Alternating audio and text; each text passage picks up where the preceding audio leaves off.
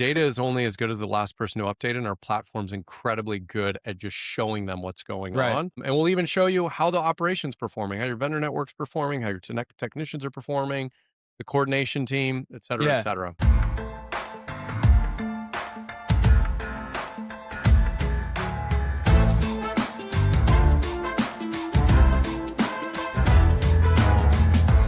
Matt Spear here, founder of propertymanagement.com. I'm with Ray Hespen. I think everybody knows Ray, so he doesn't need an intro, but Ray Hespen with Property Meld. Ray, what's going on, man? How's it going? I'm down here in New Orleans here over at Broker Owner. So just enjoying the nice warm weather and the interesting scenery and all that sort of stuff. So yeah, It's a little smelly, but it's got a lot of culture, a lot of good food. it does. Have It you does. been in New Orleans before? Yeah, it's a super unique place. They did a really good job, I feel like, with the event venue and everything else like that, because it is so unique. There's no place like New Orleans. Yeah. So you've been to a lot of broker owner conferences. I have. What is your favorite like location? Like your favorite? I mean, there's been some cool spots. You don't have to say New Orleans. That'd be very on trend right now. No.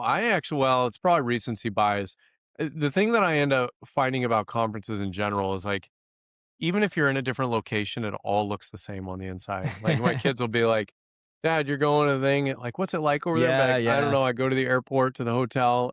It's like, I don't know whoever decided to come up with conference spaces back in the 90s when they built all these things. Yeah. They built them all identical.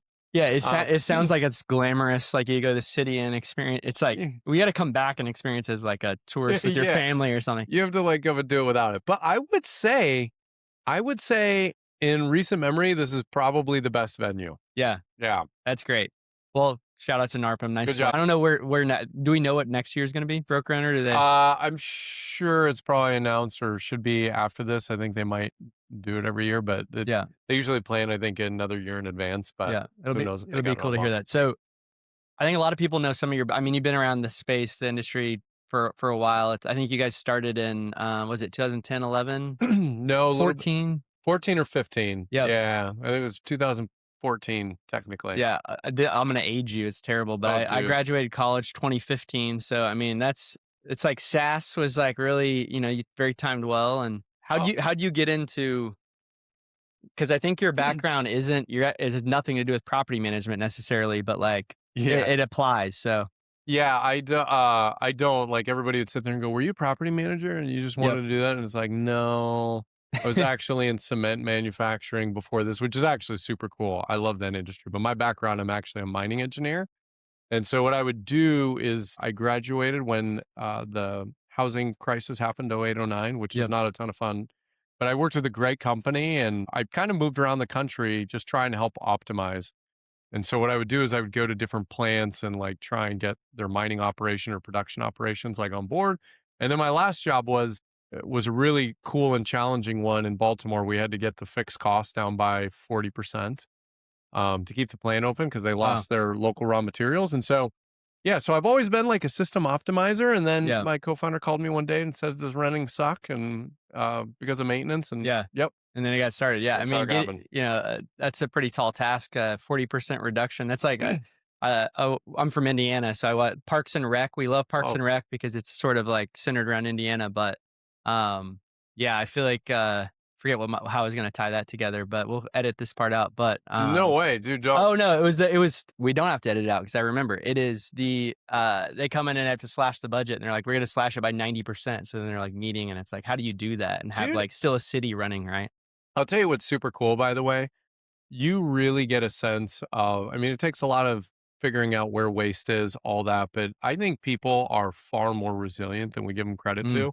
There was nothing more fun than going shoulder to shoulder with a group of people that desperately wanted to accomplish the same thing that you did. It was one of the hardest jobs for Property Meld. It was by far the hardest job, but it was really cool. And I think a lot of people write off what human beings are capable of when they're called up to get it done. yeah.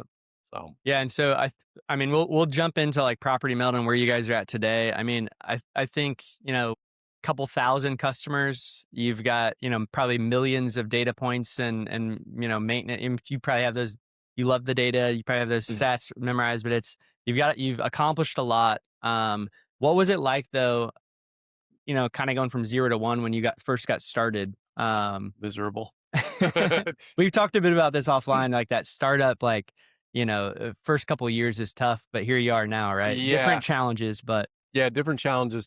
It was really hard because I think, like, at that time, we first started property management was really around, like, the housing crisis came out, a bunch of real estate agents became property managers because that's you couldn't sell homes right. back then. And so it was at, like, this really early stage of, like, everybody's just figuring out how to, like, do a process, like, at scale, but there was a lot of things that weren't been convinced yet, you know like, what does exceptionalism look like in this particular function? And everybody's still just trying to get their eyeballs above the water. So it was kind of an interesting time to, like, have an idea of what exceptionalism could be and try to convey that and get people who are working in an incredibly hard industry to go, I'll take some bets. Yeah. Let's let's move off the just the ticket management system. Let's add, Right. another layer of automation and intelligence here. And so it was really hard to get the first bunch. And I'm incredibly loyal to those people because they take a huge gamble, Yeah. beyond thankful. What was that initial thesis? So like, right, it's like everybody starts a business, especially like a tech company, a startup. It's like that initial, some of it's intuition, some of it's, just raw belief and you've got this insight and others don't. Did it kind of center around that optimization piece? You just felt like you could make the process more efficient? So we had a thesis, we went and did process mapping of the entire maintenance thing. And it was like, everybody hates this. Nobody likes it. It's super wasteful. We think technology can do it, but we couldn't get people to leap for a little while. And obviously there was things in product we needed to work on. But the thing that I gained more and more conviction along the way was how badly it was needed. Like, I would remember talking to my co-founder at one point. We were sitting there going, like, is this going to work or not? And I'm like, you have no idea how bad it is, like how painful it is. It's still painful, but it was like I would gain more conviction in my conversations. And with that conviction, I knew there was money associated to, like, how much people are losing because of this, one way Right. or the other. And nobody liked it. I'm like, we got to keep going. We just haven't cracked the nut yet, and it's solvable. But yeah, it built the conviction, and thankfully I had that. Yeah, I mean, I think this is not so important to mention, but I use Property Meld as a property manager, and I remember, we're gonna focus on data, but right, my experience was like we went from I don't know, it's like we discovered fire. We're like, well, this is how it could be done, and I thought, just the efficiency, it just made things easier, but also plugged in really well with everything else we used. But I honestly, when I first started using it, now we're in this different world, and now it's like everybody's got One Claude and AI and data and one vibe of us. coding. So maybe before we get into the future, let's talk a bit about Property Meld today. How are you thinking about the business, the maintenance category? So, about 3 years ago, one of the things that I think we've done a really good job is constantly studying ourselves and our data to understand what the next step's going to be. I think it's been a big advantage. And so, one of those things that we ended up stumbling upon was this idea that, if we think about maintenance, it's a lot of different jobs to be done.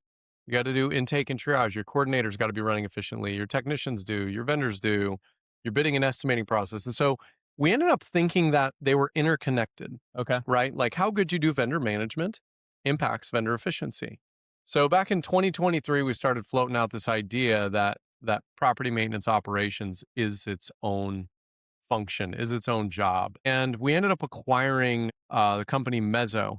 Okay. And we ended up quantifiably proving with an amazing AI intake, it ended up decreasing the vended invoice by 18.8%, improved speed by 20.9.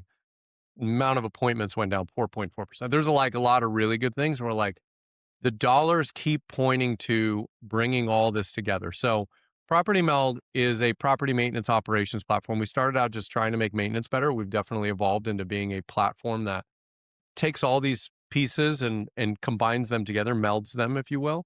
And we're in over 800,000 rental units. We do over 3 million service issues a year, about $1.5 billion in maintenance transacted annually. And in that, we've somehow, because of our automation, ended up becoming one of the best data collectors of the real world. And so that's kind of where Yeah. we sit today. Talk to me about the data piece. Like, why does data matter in the maintenance space? The nice thing is like, in our company, we're an incredibly well measured company. Every single role and function is measured. Like, we have a culture of measurement. And so it's really hard to be that way and not believe that it's a very valuable tool. And so we've always tried to do that with our customers or have our customers feel a certain way. Because I Right. think you and I have talked about this is like sentiment is interesting, but it is so misleading. Right. And so the thing that we kept thinking about is like, one, keep studying the data and finding these correlations, educate the heck out of the industry. But it made it to where we could also show operators where they were winning, which is like one of the hardest things to do Mm. because like maintenance is so inherently negative. Where are you winning? Where are you not? And we realized that data was the only thing outside of perceptions, feelings, whatever that could override the natural angst that maintenance creates. And so did you think about showing, so you said showing the data to kind of show that you're winning. Is that helping the property manager show to their client or to their vendors? Yeah, and it's a two-edged sword, by the way. I'm saying show them where they're winning. They usually feel where they're losing, but sometimes you're like, hey, no, it's true. You are losing here. Yes, yes. And it's about them, right? Like, make data the enemy. We're not trying to be anything that is, it's like we're trying to be helpful in it. So you mentioned taking the data and positioning it in terms of like a winning lens. Is that like, are you equipping the property manager to just do that internally? So they sort of go, oh, I get some of the value just from their internal operations, or some of your clients surfacing that to maybe their clients? Dude, Because if I'm hiring a property manager, I'm like, hey, are you guys good at maintenance? Like oh yeah, well, here's our process. We're great. Okay. Like prove it, so much invention, by the way, is capable in space, especially in the last 4 months.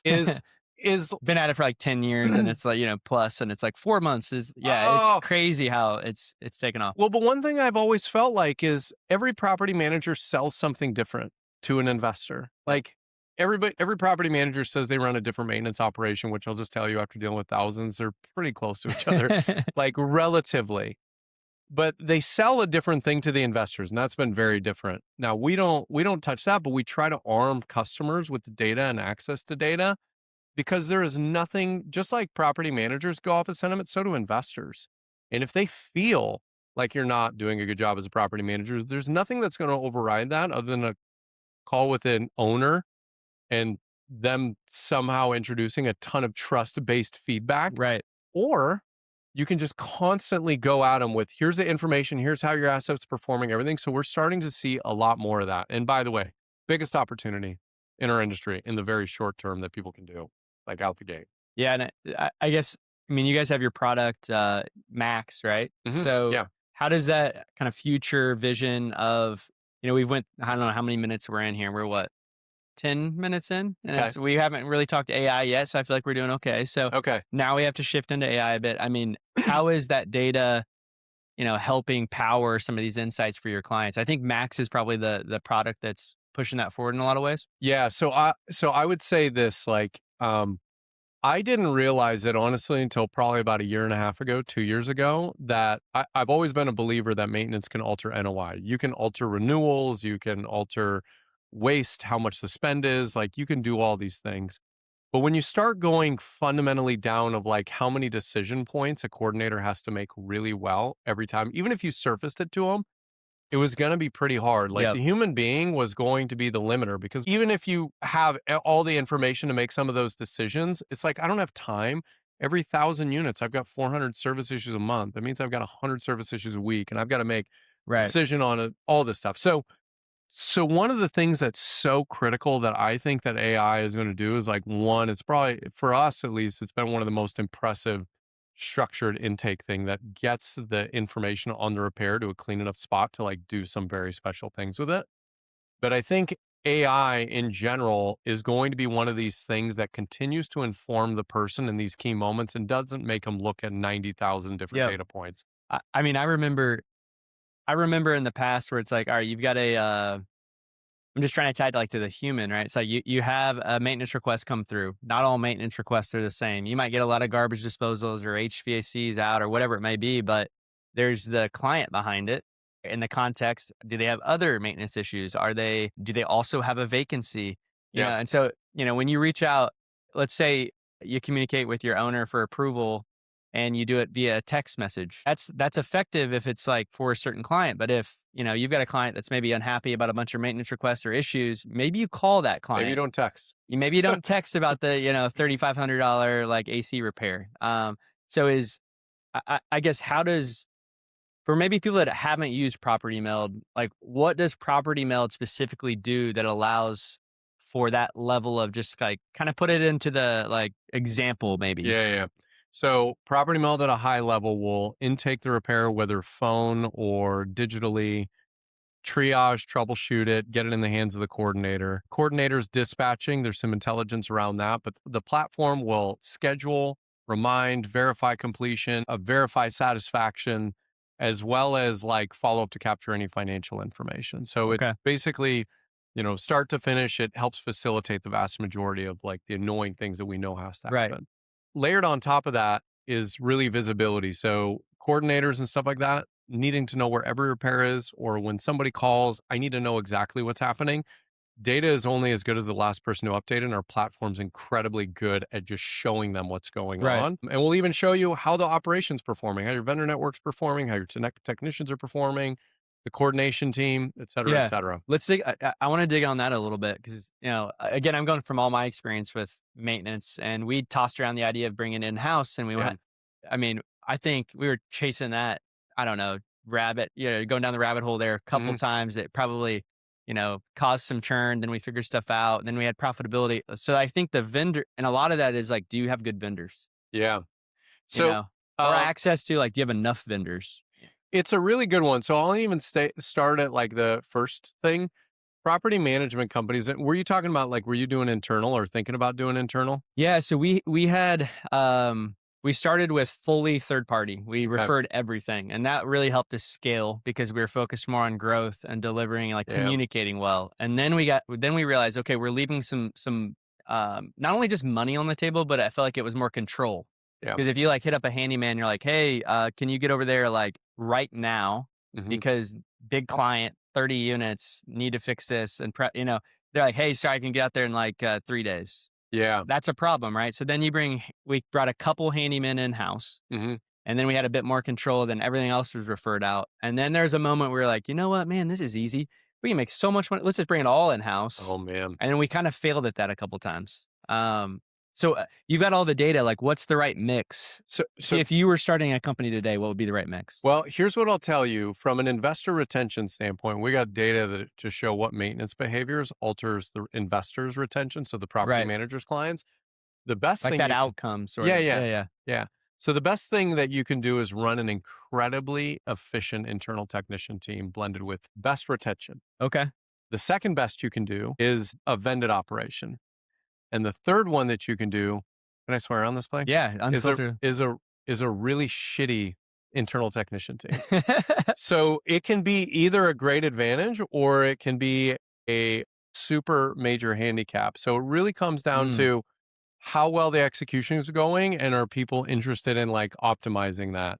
So I think longer term, especially in the macro environment that we are, I think it is wise for everyone to start getting a muscle memory of small internal technician teams. Like usually the most, if you're in single family scattered site maintenance, is around 65% internal that you want to do. okay. And there's some minimum threshold to like door counts you want to go to. But the point being is it eventually is going to be the model of a blended. And this goes for multifamily, it goes for single family. There is a financially optimized model and it's in there. And as things get a little bit easier, learning how to hire technicians, retain them, payroll, all that Right. stuff is good muscle memory. How about like portfolio size? Layer portfolio size into that decision making. Is there like sort of an ideal timing there, like 100 to 300, 300 to 600, up Yeah. to 1,000 or so? So 300 and above is usually safe. Okay. I've seen people push it down further if they make their technician also like an inspector and they're rotating that with that team member as well. Yep. They can take it down a little lower, but usually 300 doors is a good floor that you got enough work at Yeah, least. you have enough volume to make it work. Really cool. So we you love data, we love data. Mm, So I want to transition a little bit to some of the data, and then we can kind of tie this in a bit to where you guys are headed. okay. Because it's I think the maintenance category is to me by far the most compelling, most competitive category. I think moving forward. And so in terms of we have our vendor performance Yeah, index. yeah. Really, for people that don't know what that is, so what we did is, and you and I really clicked on this right away when we Mm, talked about this. It was essentially our the best way to determine, hey, is this property manager a good property manager? Like somebody you'd refer your friend to work with, Yeah. is the best way to know that at a fundamental level is what do their current clients say about them and their performance? And so when we surveyed, I had our clients do surveys, ask questions like, what's your overall satisfaction? How would you rate leasing performance, maintenance communication, maintenance Hmm. speed, right? All those things that matter. We sort of had this aha moment, which Hmm. was, well, wait a second. If we can look at the tech stack, the tools that those property managers are using, we can start to tie the tools Mm. they're using to the outcomes that they Yeah. create for the clients. And so that was the initial motivation. And so when we launched this, we didn't know what we'd see. It would be whatever the data says, and that's Property Meld was the leader in the maintenance category. And a couple things just rapid fire that stood out, and then I want your Yeah. take is, NPS 79.3. I mean, that's like Incredible. world class, right? That's 19% higher than the industry average across all categories. And then support is 23% higher than industry average. I think those two obviously probably work hand in hand, but I'm curious just your take on, that was all third party. So like how did you guys respond to seeing some of that data? It's incredible, and I think the whole thing is like maintenance is such a hard business. You have to be exceptional. I think if you're going to land your foot in maintenance, because Right. coordinators are beat up. On the support side, I'm not surprised. We have an amazing support team. They're actually up for a national award in software. So hopefully we win. We could win a national award with our support.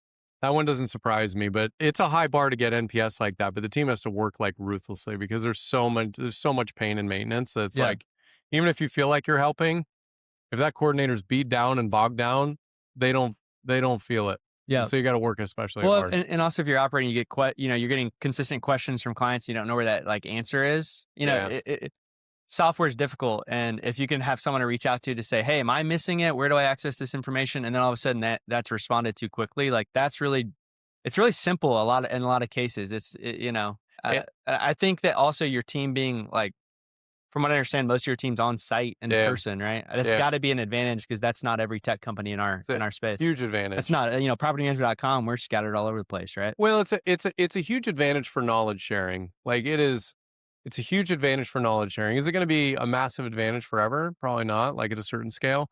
But I think one of the things that's really important is, so we have a core value of Property Meld called loyalty, customer loyalty, which is normally like eye roll.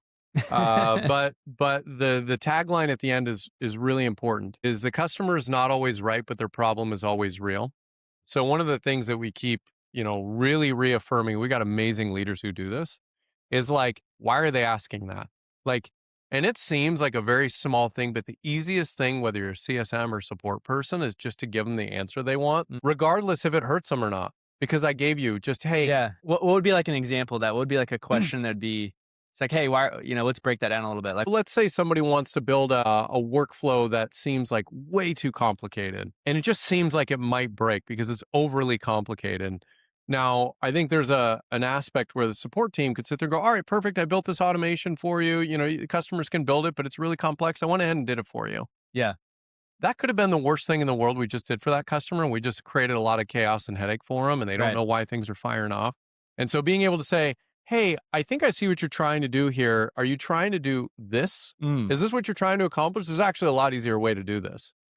And so it's a way that support and customer success like can help defend the simplicity of the role, and actually, again, that's living out the loyalty, and takes a few more conversation pieces. Sometimes people might not be as happy in the short term, but it's like in the long term, trust me, yeah. we've seen a lot of sideways movement when we could have intercepted Yeah. and didn't. You have a lot of experience to be able to sort of, guide them along in a lot of ways. Yeah.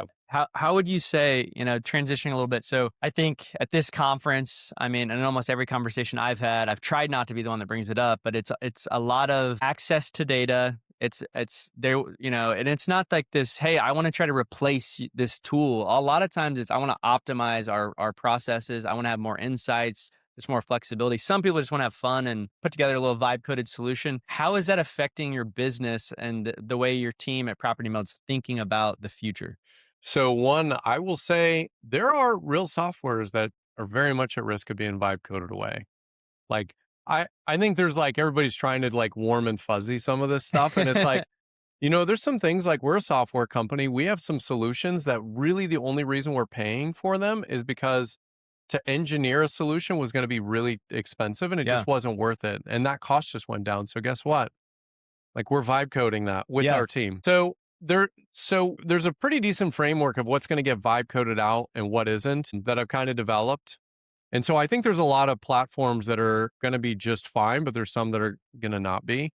But I think the whole thing is like I've leaned in, I built 3 things. One of them I'm really proud of. At some point I'll probably release to the industry because it's a pretty incredible tool to figure out, how do you statistically predict outcomes on things like investor churn, customer You churn, know, everything else like that. I'm captivated right now. It's Is there any more info on that or a future date? Yeah, I think at a future date, I'll tell you what. I'll tell you what it is, and you could say if everybody else is going to be bored by this because Okay, I'm really I want to hear. emphatic You about said it. outcomes and data. Yeah, I need to hear this. Yeah, it's and so AI has got some phenomenal things, but going in and building helped me understand what is real, what is not. And I will tell you, I'm building a small yet complex tool that is incredible. Getting the first 80% is very fast. Getting the last 20% is Yep. miserable. Yep. And I'm even sitting here thinking, okay, I'm about done with this. How do I hand this off? Like, Yeah. and make sure it's not contingent upon me. And it's a really critical part of our infrastructure. So there's a lot of things that I think people need to go exercise and get it out of their system and go learn what is going to be the greatest value, what is not. And I'm going to give one more piece of information that I think is really critical. The thing that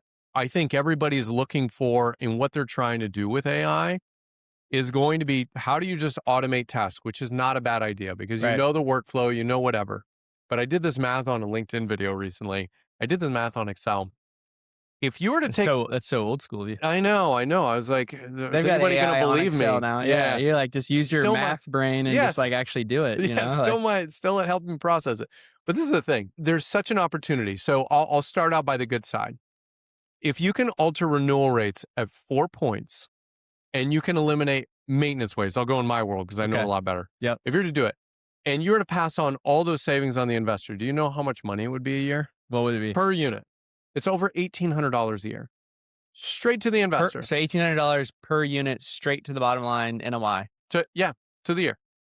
Now, if I was to say, and this is only because everybody's trying to figure out how to eliminate every role in their company in property management. Like you're just Yeah. watching and you're going like, okay, some of it makes a lot of sense because it's hard to staff or certain things.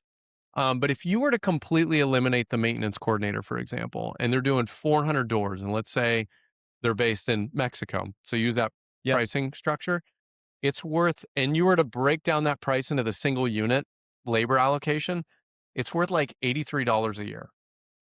It is peanuts. And so the thing is that I think that I've been encouraging as I've been talking to operators is like, think about the creative things that were literally impossible that hit the $1,800 mark. The $80 one, do it if you need to because it's well known, all that sort of stuff. Yep. But there's so much more opportunity to alter investor renewals, alter their returns, alter renewals of the residents, everything else like that. And that's what our customers and operators should be vibe coding because it's Yeah. worth so much money. Yeah. And so what do you think about, I mean, I know your answer to this, but it's like, I think your position is probably the SaaS doomers that SaaS is dead is probably true in some cases, not true in others. Yeah. But I'm curious your take on this. So I've heard recently on Twitter, there's like, I'm in, everybody's got their algorithm. Yeah. Yeah. The concept of like service as a software. So being able to understand like, all right, we're providing outcomes. Mhm. For example, we'll use like a different category like leasing. It's very easy to quantify. All right, renewal, yes or no? Was there a lease filled? Yes or no? Like we're Mhm. providing outcomes. Software in a lot of cases is surfacing the data and the insights and then it kind of flips it a bit. Maintenance is maybe a little bit more difficult. It's a little more nuanced to be able to like determine it based on usage or outcomes. But like how do you think about kind of how the future of the maintenance category will play out? Yeah, so I'll give you my framework of what I think is going to be vibe coded out. So the thing that really matters to anybody building anything is like, what is your overarching strategy of what you're trying to accomplish? So like for us, we started out by solving maintenance, but we got to a point where we're like, you can alter NOI if you do these things. Then the second layer, think about it like an onion. So you got your core is like my strategy is like NOI. You've got your second layer. How do those workflows uniquely support that strategy? Right. Then you've got the human interaction element. How do you get humanity to interact with those workflows in the way Right. that you see fit? And then the next layer you create is like data in a network. And then the last thing you create outside on that onion core is like tasks. The tasks thing is disappearing. And so the whole thing is if your entire business is focused on just tasks, but it doesn't have a thesis on how humanity should interact with it, it doesn't have a thesis on how the workflows align with the business strategy, and there's no business strategy. And I'll give you an example. Hopefully I don't get in trouble for this, but like Trello, there's no opinion on how you should use Trello. So the whole thing about that is with maintenance, we do have a strategy. We've been researching the right workflows to make the outcomes happen. We've got the data that capture it. So that stuff all exists.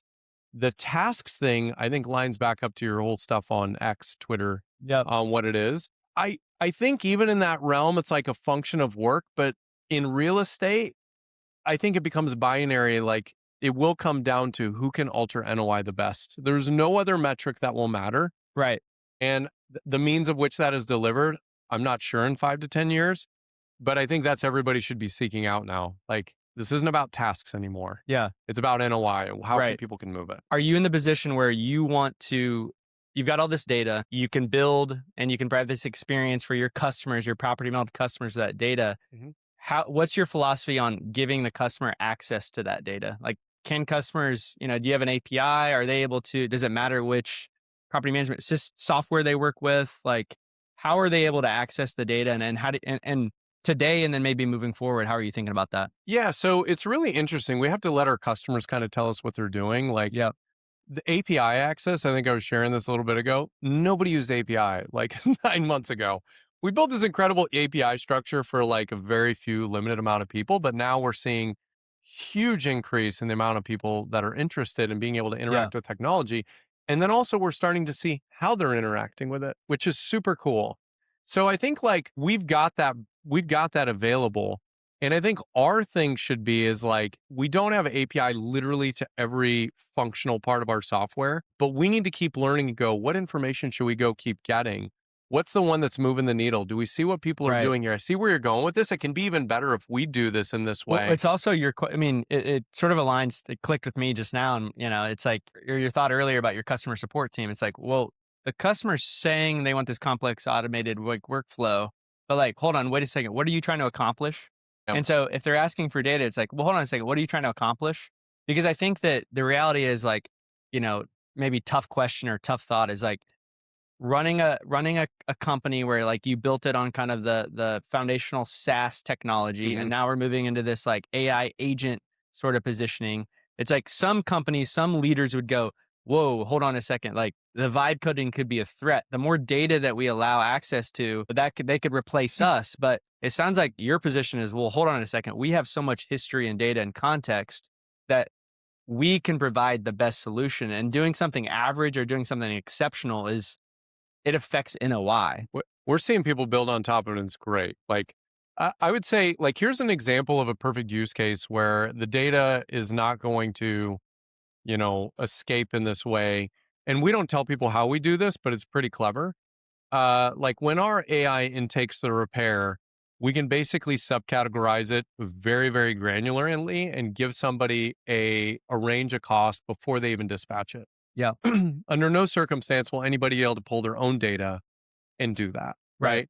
And the thing that we're also by the end of this quarter is we believe we can get the statistical likelihoods of if this is going to be a visit, no repair, visit, repair, replace, and the statistical likelihood of each and how much each will cost and how much the Oh, technician that's hours are. incredible. I could vibe code that and it'd just be wrong. Like it And would just be inaccurate. I could display the number and then it would just be not yeah. very accurate, right? And But so the whole thing is like if people utilize that information to do really cool things, they should, but they're not going to get that. yeah, And so I think that's part of what our obligation is to continue to research, continue to give them stuff. And then they sit there and go, do you know what would be a great way to utilize right. that? And if we saw like an investor approval that kicked with those statistics out and be like, hey, here's what we're suggesting, I would be like, Yeah. that's awesome. That's awesome. Can we hard code that? Like Yeah, that'd yeah, be yeah. easy. We should give everybody that. Well, tying it to like your vendor performance index data, your performance in 88. I mean, across the board, you're just off the charts in terms of providing quality support, good experience, performance. I'll tie this to something I recently heard. So I was talking to a property manager, and he's like all in on. He's doing it in a lot of the right ways. He's not like trying to replace like Gmail or something. He's like Yeah. doing some really cool stuff, and he's got really good context in Claude. He's got it connected to his email. He's got a little self-learning loop where if he has a meeting and something comes up Mhm. consistently, it goes and updates the file, like Yeah, yeah. whatever that file's called. It's like kind of the system prompt. And it's really cool stuff. But what he also does is he connects it. He like uses it to communicate to his team and himself. So he's got it connected to Slack, and he's got an automation. Every morning he gets it's all his connectors, all of his data, and it's Mhm. green if it's working, it's yellow if it's like something's buggy, and it's red if something's broken. And he said every day it's like two or three things broken. So now he's created this like Frankenstein monster, and he's realizing like I want all these things, but I can't maintain it. So Yeah. I feel like, a performance of 88, like that's not like you guys are optimized and you guys are really, really, I it's efficient, right? and software companies should be better at software. It's like if a software company, and I think we've seen it a couple of times where a software company tries to become a property management company, it Yeah, doesn't go yeah, yeah. super well. As long as there's not a non-recognition of the new innovation and how to deploy it, like we are deploying faster. We're finding ways to get things done faster. And there's obviously infrastructure to support. We've got entire infrastructures for bugs have come up. Yep. Because you manufacture a bug or something changes, like it could be literally nothing and something changes. Somebody's got to go fix that. What's your Yep. process for going and doing that? So I think that's generally it. But, you know, I do think there with this new power unlock, there's going to be a lot of people that reward systematic thinking a lot more, creativity. Like we're going to get to see, and this is what I was telling somebody today. I think the next technology companies are probably going to come from really great technology found, technology abled Like property managers. technical Property property. managers, Yeah. yeah. I think the next ones will come out because it used to be have to be more technical and software related to really stand up a technology and software, but this Yeah. is a little different I now. think we're gonna go in these loops because I think, well, some of it's like macro, like economy type stuff, but like I think acquisition's gonna fire back up. I've had, and some of this could be like my own personal kind of recency bias because kind of watching these industry reports, people sort of reaching out to me about the data and Yeah. information and sort of the state of the industry. But I've had probably two or three people be like, "Hey, I'm thinking about doing a roll up. I've got some financial backing. I think I'm going to build like an agentic property management company." And it's like, okay, so like what are you going to use that's already created and what are you going to build yourself? And I think it's going to, that's potential for kind of a wave and a crash and a burn. I'm curious what you think, what's the industry look like 3, 5, 10 years out? Like, So I think if the property managers get really good at automating all their tasks away, and you're a one person property management company of a 500 door company, and that is all you've done, you've not optimized any returns, anything else like that, then there are landlords doing that too. that's the thing So, no one's talking about, and so no one's talking about in our space is that if that's possible, now, why can't the owner use the same? right, right. And so if it is going there, it should go there because like that's that's the free market moving to Right, lowest cost, highest value, right, and it is inevitable where it should. This is why I get so hung up on making sure that people are finding ways to change and alter the financial performance, right? And if you think about what does it, there's a million decisions that happen. They're still done by a human being. There's finding great vendors, finding great technicians. How right. do you keep them there? How do you get them to how do you interact with investors? Like there's so much nuance there, but the whole thing is continuing to fight for optimization of the NOI. It is perfectly defensible. Nobody can come and take your baby. Yep. But if you simply try to automate yourself out of your business and that is your only goal, Right. and I'm not saying it's bad. That's not the right target. Again, if it can go there, it's going to go there. Yeah. So you're not stopping it by not developing it. There are 22 million landlords. Right, right, right. Like Yeah. one of them is going to figure it out and tell all the rest. But the whole thing is if you start now on optimizing the return, that's one thing. The landlord will go, I could automate it away, but man, I'm leaving $1,800 or more potential on the table and the legal risk. And I Right. have to upkeep this system and it's not going to be worth it. Yeah, that's interesting. Yeah, I think that's a great perspective. What have we not talked about that you're like, what's top of mind? What's getting you excited? Maybe non-AI. I'm sure AI is a lot of what you think about with your business and what you guys are doing, but I'm actually so I'll just kind of go like my bullishness on the market. And I think, so I'll tell you over the next 5 years, I think the industry is going to have to grow because rents are not expected to recover at a rate that solves all the investor challenges that they right. have and the returns on real estate. So I think like we got low single digit rent growth over the next 5 years. And who knows what happens on the expense side. Yeah. We're going to be forced to get really good at this, which is a really great thing. If it was 2021, 2022, nobody cares. There wouldn't be any forced change or anything on there. But if we go through this and we do what I think is an industry we should do, and we start getting a handle on NOI, we know how to alter it, we know how to talk about it, we talk to our investors, that when the good markets come, it will potentially be one of the largest upswings in our industry that we've probably ever had. And it's because if we get that muscle built, that is the ultimate value of what we're doing. And this whole thing of landlord being 22 million units, I think, in the United States, like no one wants to manage it themselves if they Yeah. can get even money. Right. I mean, you talk about the most rapid professionalization of I think, rentals. honestly, I think I'm glad we're recording this because I could see us coming back to that clip and being like, "Hey, Ray knows a little bit about using that past history to kind of project into the future." I think that's spot on, and I think on the final thought on kind of the landlord side, like the individual investor starts. Let's just say they like get crazy with Claude and they start going, you know what? I was going to hire a property manager. I'm just going to manage my 20, 30 units myself. They're going to go through that. They're going to have that Slack message with the here's what's working, what not work. It's going to be a different tired, right? They're going to be like, hey, Yeah. maybe I do need professional management, Yeah. right? So, I think all the jobs are going to shift. Like, even in coordination, like managing logistics as a task is going to be a lot easier. We're seeing a lot of yep, people run after it. absolutely.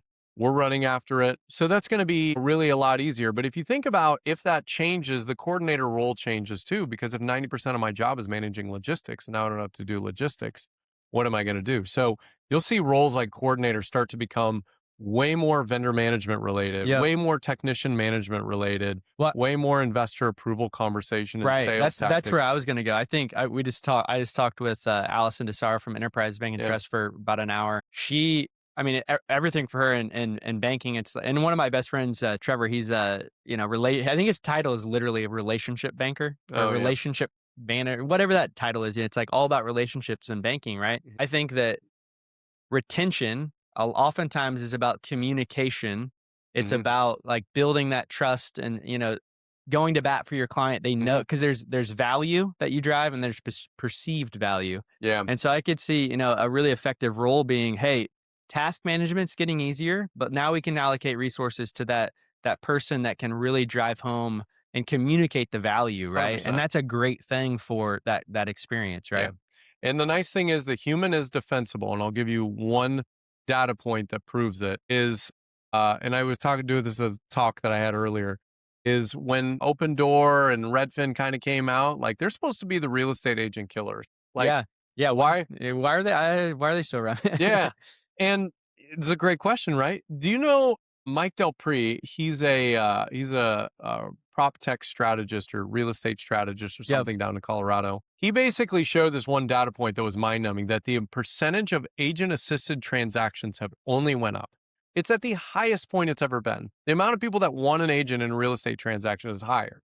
The only thing I can imagine the reason is the value of real estate's going up and the amount of bet that it is for people Mm. today is they just want somebody to go, I know this is going to cost me 6%, 3%, whatever, but can you just tell me this is going to be okay? Yeah, like, what do you quantify that? Is that peace of mind? What is that kind of bit? Because that's human psychology, that's emotion. What is that? Somebody could tell, I'm sure there's somebody that knows what that is, but I think it's an element of seeing another human being and you can be empathetic to my Yep. asks and I can tell. And the second thing is that we looked at, when we were talking about even the sales thing, like if you had a Max who gives the perfect demo, answers all the questions perfectly, everything out to a prospect, and then you have BSE that has got it 80% of the way dialed, Yeah. almost everybody in property management is like nervous about change. It's like what we have to overcome. Right. And you can imagine them at the end of that thing being like, I'm just a little nervous. And then you have the robot going off and saying, well, actually, mathematically, blah, blah, blah, blah, blah. And then you have somebody who's like, listen, I Yep. brought on 200 companies myself and they all feel like you do. You're going to be okay. Yep. Which person is going to get it done? Yep. And it's I couldn't agree more. Yeah. litmus test there. Some people in my life, if no one in my life will probably watch this, my personal life, but I would always be, I've Same. like amped this down a little bit, but I used to be the guy, we're watching a sporting event or something, and I love like probability and like statistics. And so, the room's freaking out because like the guy's got 2 free throws Yeah. and, they're down by one. And I'm like, well, he's a 91% shooter, 91% times 91%. Like, this is like a really strong chance that we like win Yeah. this game. Like, everybody needs to like calm down. And 82%. they're like, dude, we were just trying to have fun, like emotionally connect here. And I'm like, I was kind of thinking like the computer there, like that's not always the most fun guy to be hanging out with. And I think the same would translate to the AI I think chat that's you're talking to. that way I have a hard time making friends. Maybe that's why we're friends, which is like kind of a weird That's thing. great. But well, cool. So Ray, this has been fun. Yeah. Yeah, we'll have to do this again because I think I want to take and maybe we'll do it in like 3 or 4. We'll do it before this, but 3 or 4 years. I think a lot of your vision casting is great for the industry because you can kind of see around the corner. Yeah. Yeah, I think a lot of change is going to happen quickly. Yeah. And so you're obviously a great resource for the industry and much appreciated, Well, man. appreciate So it. Well, thanks for having me. let's do maybe before we fully wrap up, we've got to do the lightning round. Our first one. So favorite tool or app not work related. Goodness.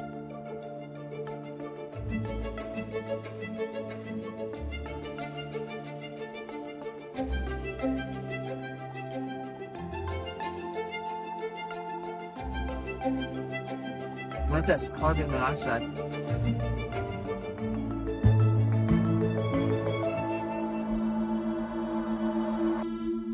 It is?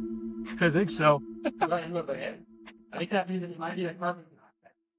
It's not like you were. Those are going to be the funniest cut of like. We got just small.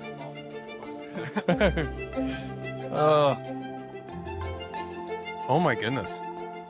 All right, so we've got the garage door wide open. I think the carbon monoxide. Is this did I sign a waiver with you earlier? No. I can't kill the CEO of like the best maintenance company right now. Well, the nice thing is the sensors go off before the level reaches killer. So yeah, Vancraft Vans. Thank you for yeah, the good great job. equipment. This is what you did. Yeah. So it was great. We opened it up. Now we got the lightning round, and maybe I'll be a little bit more clear-headed. Yes. Woo.